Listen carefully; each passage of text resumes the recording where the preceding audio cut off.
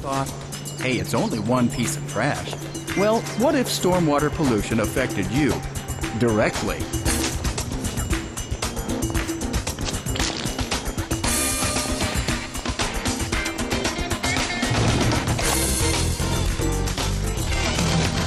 The truth is, stormwater pollution affects us all. Don't let karma get you. Think blue.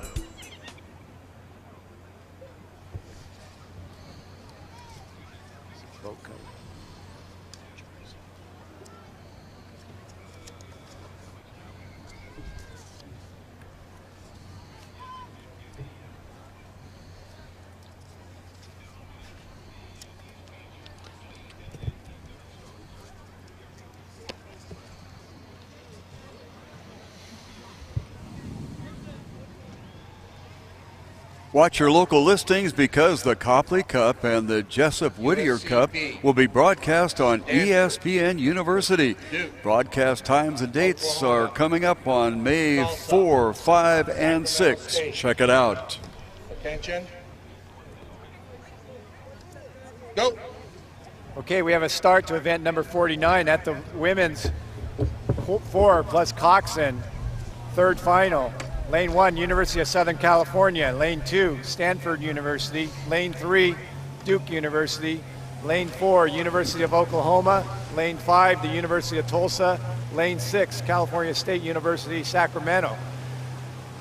All 6 crews out of their blocks cleanly.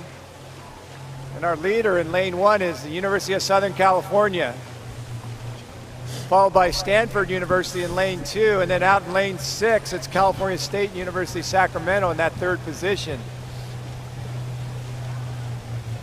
Followed by Duke, and then the University of Tulsa. Check that, University of Oklahoma, then the University of Tulsa. As our crews push through that 250-meter mark, your leader is the University of Southern California in lane 1.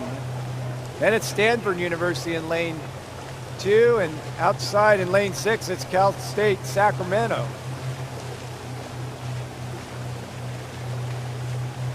Then Duke, University of Oklahoma, and then Tulsa. This is the women's 4 plus Coxon.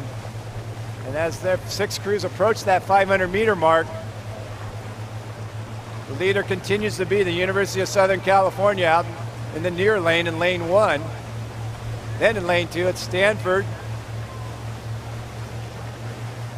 And now it's the University of Oklahoma in that third position, fighting it out with California State University Sacramento in lane 6. Then Duke and the University of Tulsa. And that's your field as we push through our 500-meter mark.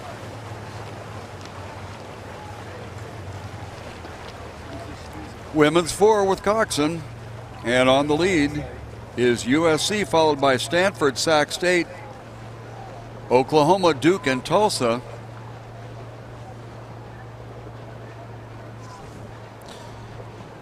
This, of course, is for positions 13 through 18 in the ranking from this regatta. Often the women's 4 is seen, or how strong your women's 4 is seen as some sort of indicator of how strong you are in depth.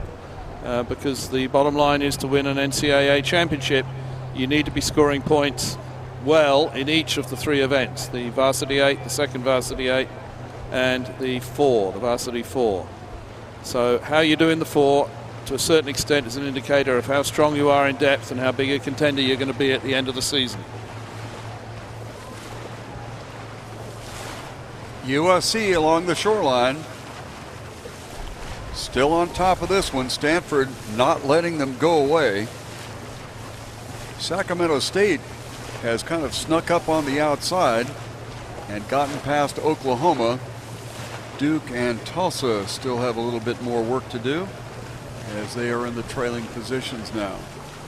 This wind has swung round and it's still a little bit tail, but you can see as you look at the flags down the race course that where they are at the moment, it's a cross tail from the southwest, But when they get up to the top of the race course here, the wind's actually coming from a more westerly direction. So it's a bit squirrely out there, although the conditions are still pretty flat.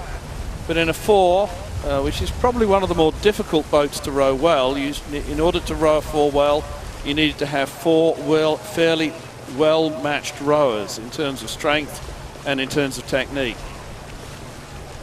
So the squirrely conditions with the wind can be a test of your possibility of putting that sort of combination together. 4 rowers match well in strength and technique. Well, a well-balanced field that we have here. Nobody seems to have gotten out of touch with anybody else.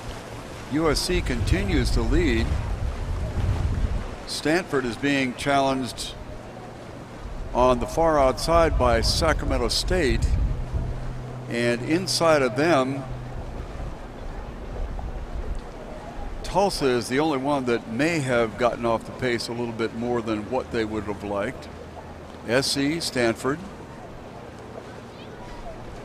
Stanford are being tracked very hard by Duke and Oklahoma, and Duke and Oklahoma are rowing stroke for stroke, and as we look at them on the race course, their bow balls are traveling almost identically together, absolutely level. Up to this point, this is probably the most closely contested race that we've had at the 39th edition of the San Diego Crew Classic. Once again, Sacramento State has kind of trailed off on the outside. And along the shoreline, USC continues to hang in there. Stanford has fallen back just a bit. So Duke found something and moved up, and so did Oklahoma.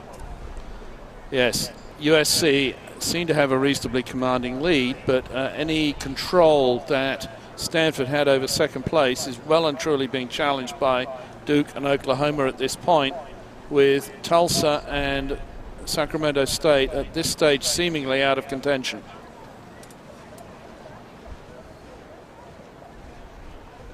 USC being tracked now by Oklahoma as much as anybody, with Duke beginning to move up into the picture somewhat, and Stanford trailing back. On the far outside, Tulsa has begun to make a run on Sacramento State, and probably bow marker to bow marker between those two. Yes, it's these private battles at the back of the field that can suddenly cause heartburn for the leaders in the race, who, thinking that they have the race under control, suddenly find that the effect of the private tussle behind them is to push both those crews well up on them. And that's kind of what you're seeing a little bit here from Oklahoma and Duke, who are really coming up to Stanford, and Stanford are going to have to row hard in order to keep them away from them. And to a similar extent, that's happening with the Sacramento State and Tulsa tussle on the far side of the race course as well.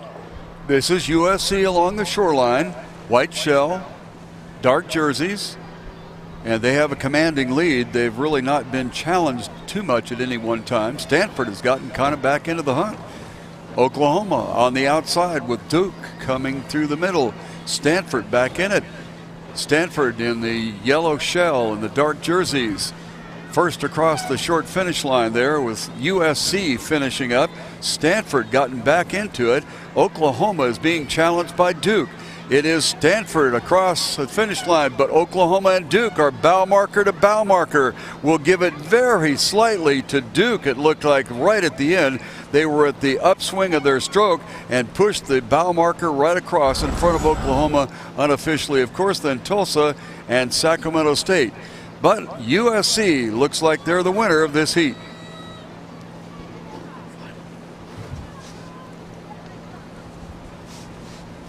Looking at the backside of this finish here, the crew in the yellow shell is going to be Duke, check that, Stanford, and then Duke and Oklahoma on the outside.